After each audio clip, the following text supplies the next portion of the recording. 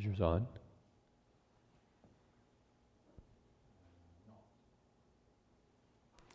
So good morning everyone. We begin our session with chanting in universal well-being.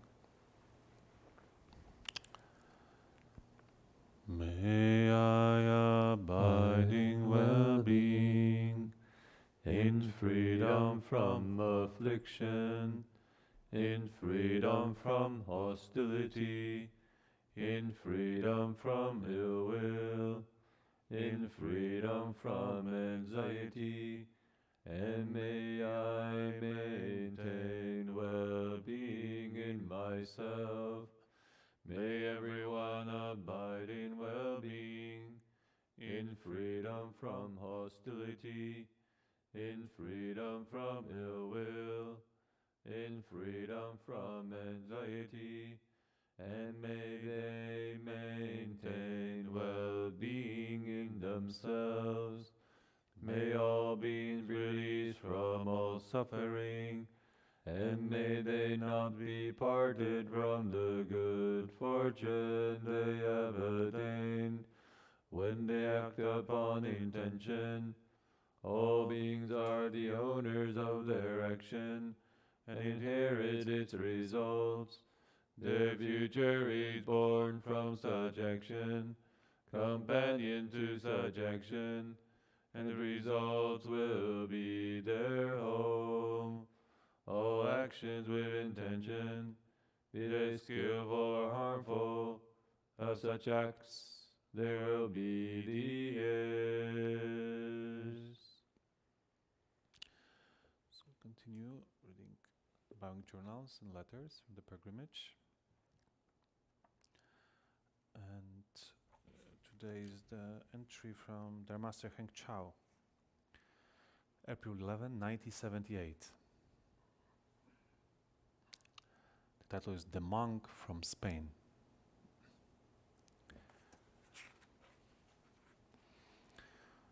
Salmon Creek, California, Co monk.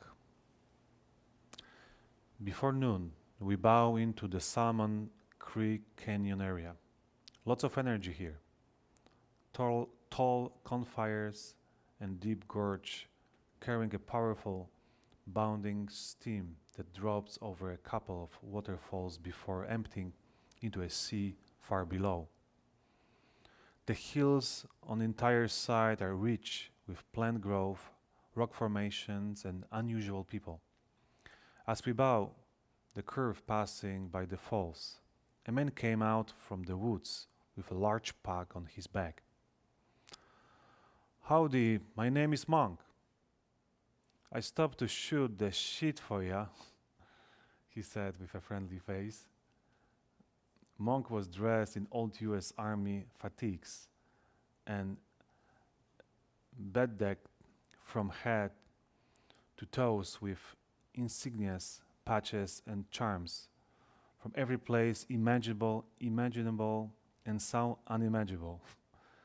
His long hair was bound in a black silk scarf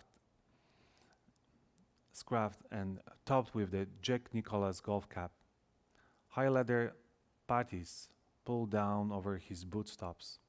He was cross-eyed, had long brown stained, pointed teeth and pointed ears, and yet he gave off clear, gentle vibes and a big-hearted feeling. Got the name the monk in my Buddhist days back in Spain. Kind of stuck. I'm still a Buddhist, but I take a little bit of everything, if you know what I mean. I want to find out for myself, he said, as he reached into his pack. Got some brown rice I would like to offer. I eat dog food, if you can believe it, so I cannot use it. His brown stained teeth and big bag of dry Paruna duck chow sticking out of his bag made it credible. The park ranger Howard wants to give you some gas, said Monk, pointing to some long-style cabin about a quarter miles down the road. We really dig what you are doing. In this day and age, To find someone doing something so pure with no motive, well, that is really something. Monk swung his pack over his shoulder and said, I read where one of you said Buddhism is like American apple pie. Boy, that was really great. It's really an American and suit us perfectly. As I say, I won't have no formal teaching, just repeat through all the books. I can get along with organization, he said with a proud air of independence. Yeah, I saw your robes while you were bowing and figured you were Buddhist from the Northern School. So this is your path, huh? He said, peeking into the car. What a trip, what a trip. What a way to see the coast of California, he exclaimed. Monk turned to head up the trail to the falls and mountain. It's really beautiful, beautiful up here, up there, unique. That's where I do my work. I don't know what your restrictions are, but you should go take a look. Catch you later. And off he went. So we watched from a distance as we first entered the area. Strange-looking people with long beards and hair picked out from behind large trees, bushes, and boulders. Monk broke the ice. Immediately after he left, shy and cautious people came out bearing offering of food and fresh water for lunch.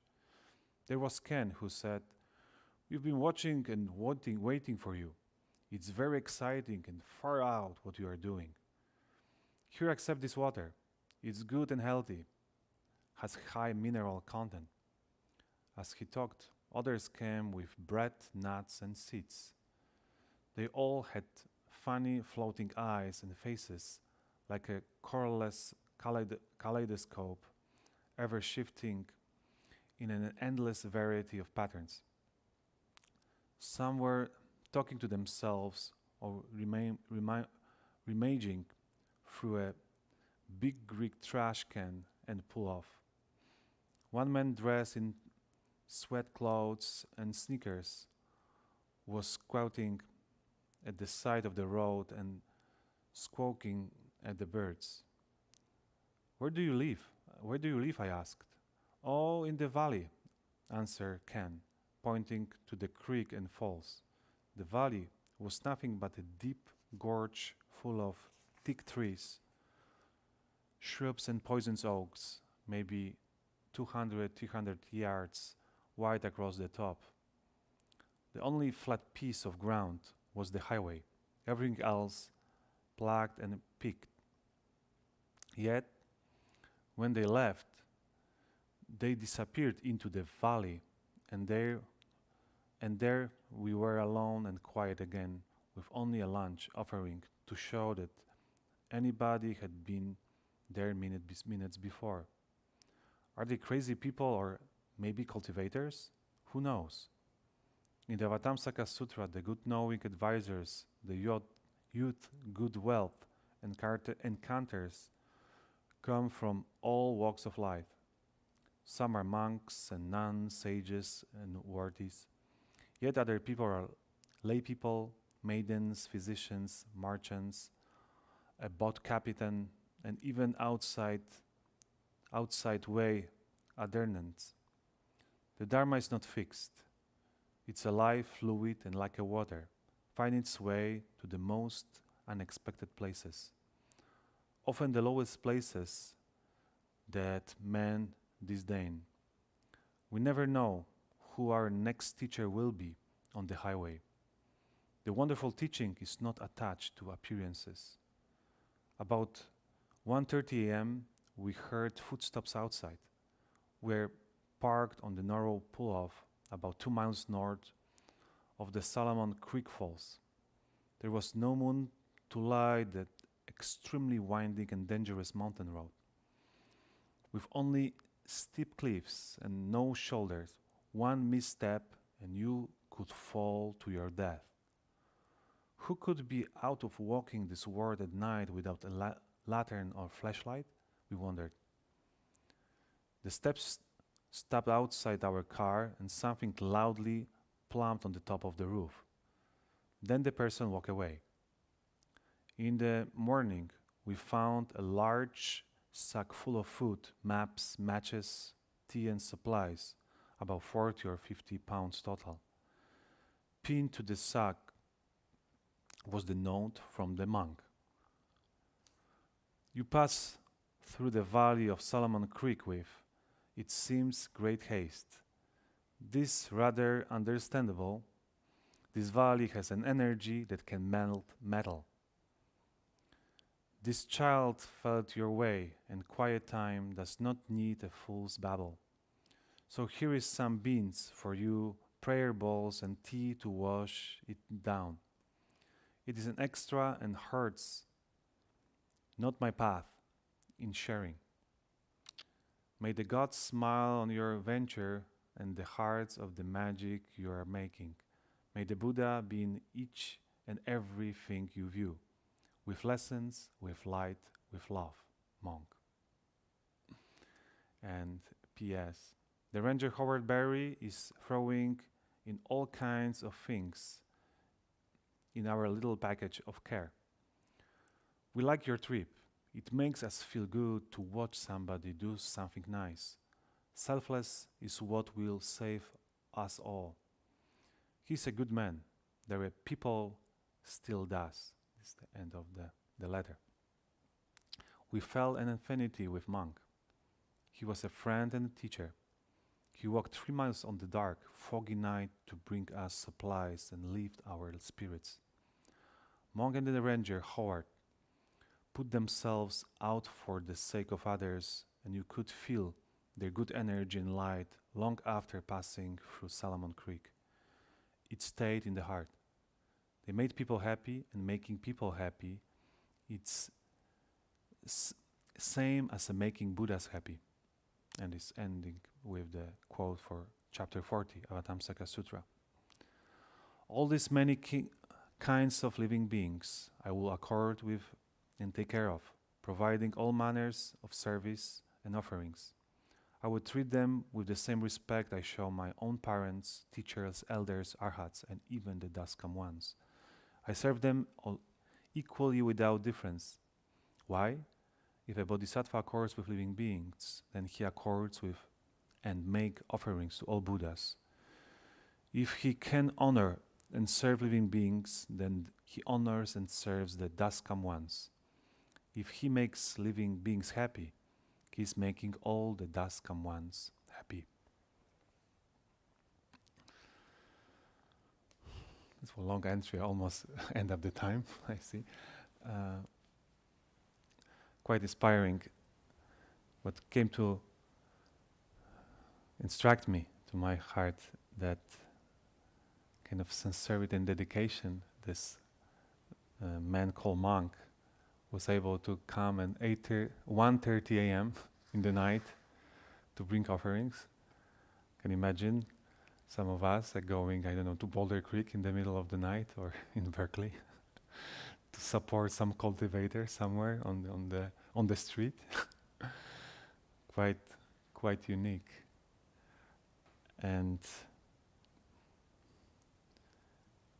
it's just not them, right? Other people show up, offer the fresh water, some food, or kind of good words, encouragement. And I think that is a important element of the pilgrimage of what Rabbi Heng Marty done, that be visible, that people can see the true cultivators.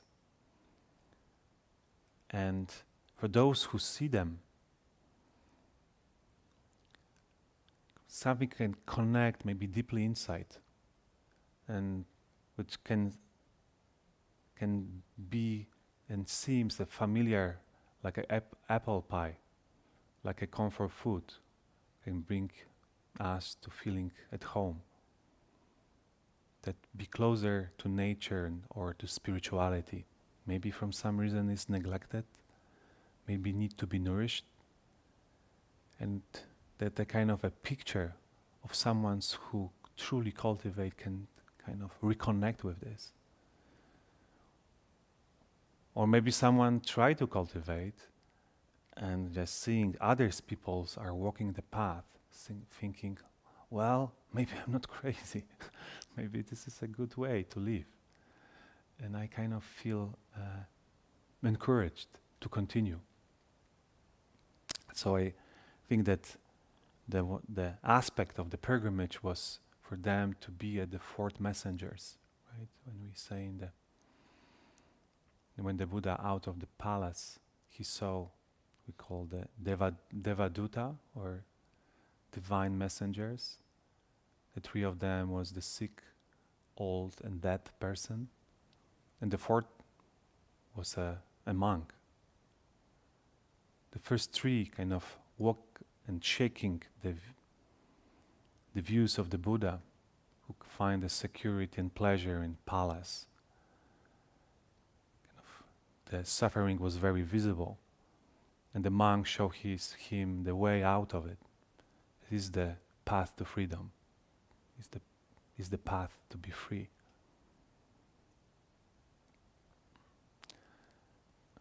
And I think that it's still that pilgrimage, what we read in the journals, sending message for us today. Then here in this American soil or in Europe or any place in the world, this practice can be cultivated. That we can see that there are some people who are connected to their deep values.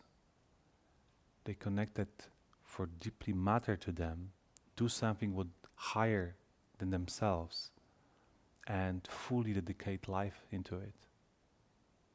And it's the kind of message that we can live fully. We can trust this inner calls or discover inner calls and walk the path and do something what is